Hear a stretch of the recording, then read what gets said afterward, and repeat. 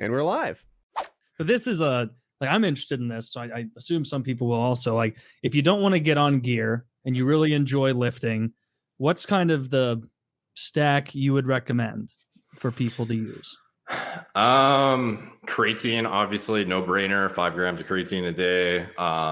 There's a lot of random stuff. A lot of it in pre-workouts you can take that help performance. They're not necessarily like potent muscle building agents though, like betaine, anhydrous, L-citrulline helps with pumps and whatnot. And, if you can squeeze out another couple of reps, maybe you can get more muscle growth out of it.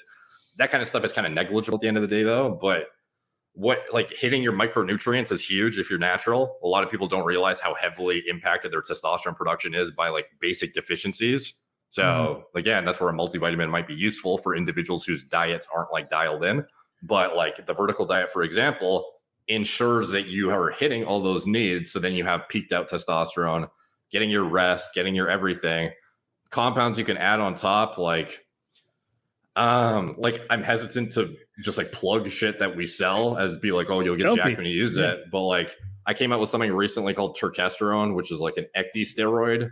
It's like a plant hormone essentially that sort of acts like an anabolic in the wild to some extent. And when you put it in humans, it activates a receptor that causes some muscle building. And it's like, at best, it's equivalent. What we've determined is it's probably like 2.5 to 5 milligrams of Anavar when you use it without any testosterone suppression, no anything, no kidney stress, no liver toxicity. And it's not banned by WADA either. So you can use it even in competition.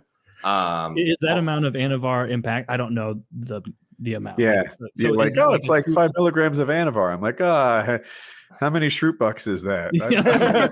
Same as unicorns, leprechauns. Well, it's not as effective as like an Anavar, but it's like it's as effective as like a small dose of it. So then hypothetically, you could also, if you're a girl who's trying to avoid getting masculinized, you could use something like this plus creatine plus, other natural stuff to then lower your necessity for shit over here that is masculinizing. And maybe you don't need it at all because you can. I bought 3 bottles worth and I enjoyed it.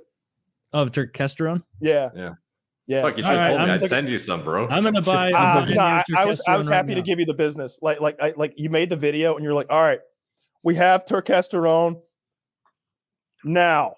All right. Soon we will not. This isn't a gimmick. It's about to all go. And I was like, I'm not gonna ask him for some free shit. Like I'm just gonna order. Like it's not cheap. It's I just sent Joe Rogan 10 bottles of it. Did he ask for it? Yeah, him and Huberman made a video. I'm pretty sure Andrew Huberman. I'm not certain, but I'm like he follows my stuff. I follow his stuff. We talk like infrequently. We've kind of gone back and forth like once or twice. I'm pretty fucking sure he got the idea of Turkesterone from my initial introduction to it last year, because then he did a deep dive on it in one of his podcasts. And when he was on Rogan recently, they started talking about it. Huberman was a little bit off on some of his claims. He's like, it's as strong as Deca and this and that. And Rogan's like, holy shit, like, where do I get it? So then I just, DM Rogan. I was like, we sell it. Do you want some? I'll send you some. So I'm sending him some. And I don't know if he'll take it. I don't know if he'll like it, but. Are you sold out of it right now? Yeah, we're actually restocking next week, but it'll sell out in like 2 seconds. That's literally what you're talking about. Gorilla Mind has. I didn't mind. I don't mind whenever I'm like low on pre-workout. I didn't mind being like, hey, I'm low on pre-workout. But like, or like this Ravelsine stuff, like, because a bottle lasts me so long. Like this is an unopened bottle. Like I'm still on like one of my other bottles, but I just got in here because I always forget the goddamn name of this shit. It's so hard to pronounce. And but with the Turkesterone, I was just like, I'm just gonna give him the business. I just ordered 3 bottles quickly, and I didn't follow the manufacturer's suggested dosage. I felt like there was a little wink, nod, like, hey, we tell you to take 3 a day.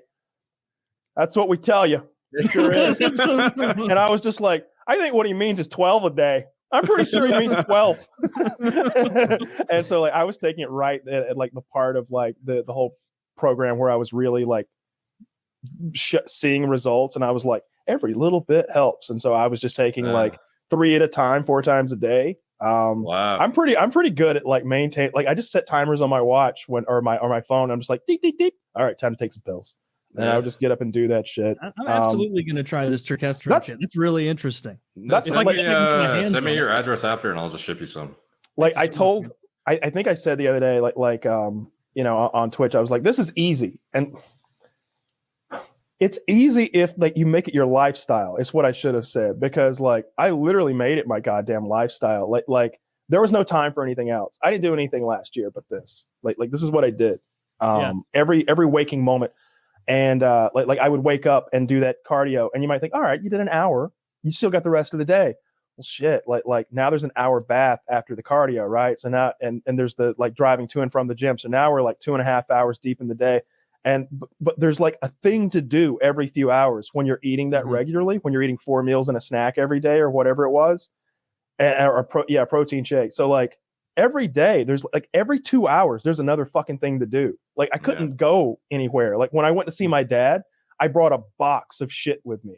Like I've got like a big cardboard box with like pre-workout protein powders. I've had to do meal prep. There's like 8 meals in boxes. Like there's a giant pile of pills. There's a fucking like there's syringes and vials and stuff. And I'm just your discipline was unreal throughout. To anybody getting intimidated by this like elaborate protocol, by the way, like this stuff, a lot of it is to maintain his health.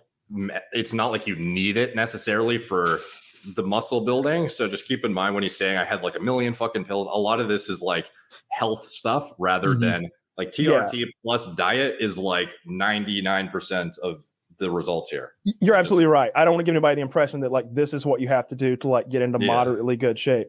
Like I was trying to squeeze those tenths of a percentage out. You know, like when I talk about as like healthy as possible is like and stay as longevity based, like throughout the whole thing. I don't want to like hurt myself to help myself. But like anywhere in the like the diet or the workout regimen or the cardio that I felt like I could squeeze this extra little tenth of a percentage. And I had this idea that like, if I can get a tenth of a percentage on 10 different things, I've got an extra percentage. And if I can do that every single day for a year, that's a huge fucking difference. Like those baths I talk about that like, it's this hour-long bath I take every day. If it really does burn as much as 30 minutes of walking, like being in that hot ass bath for an hour, I took 300 of those baths. You know, that's a lot of extra walking that I just tacked on for like taking a goddamn bath that was probably helping me with muscle soreness anyway. But like when I lift, I do a set and my watch has a 3-minute timer on it. I tap it and that's my 3 minutes of rest. But like I look at the rest of the douchebags at the gym sitting on machines on their phones and I'm like, no, we're gonna get some steps in. I get 4,000 steps in every lifting session because I'm doing laps around the gym. Like I pace around the gym in circles the whole time I work out. I can't lose your machine on your live stream. What's that? You don't lose your machine when you do that? You like leave your bag on it, or like how do you make sure your shit doesn't get No one's gonna steal his machine. 3 a.m. I guess you train late, right? Yeah, like because of the pandemic. That's the other thing. I had to do all this through the pandemic. So like there was no way I could work out during the day. So I just upended my whole sleep schedule and maintained it. As much as we joke around on the show about having a fucked up sleep schedule, what I meant was I'm nocturnal now because I work out at 3 a.m. every night. You know, I'm in the gym at 3 a.m. lifting until 4:30 a.m. because my workouts are about an hour and a half long each, depending on like some days I'll go for 2 hours if I'm really just trying to hurt myself. I guess I don't know if I just keep feeling good and I'm not like sometimes like on pull day 2 when I'm doing like bent rows and chainsaws and pull ups and like something about like all those compound motions like. Just like my blood sugar will kind of drop by the end of it. I've started like drinking a good bit of orange juice before those workouts to try to just fuel through that workout a little bit extra. I don't know. But like on push days, sometimes I just feel super good and I'll stay there for 2 hours. Is that your favorite day? Push?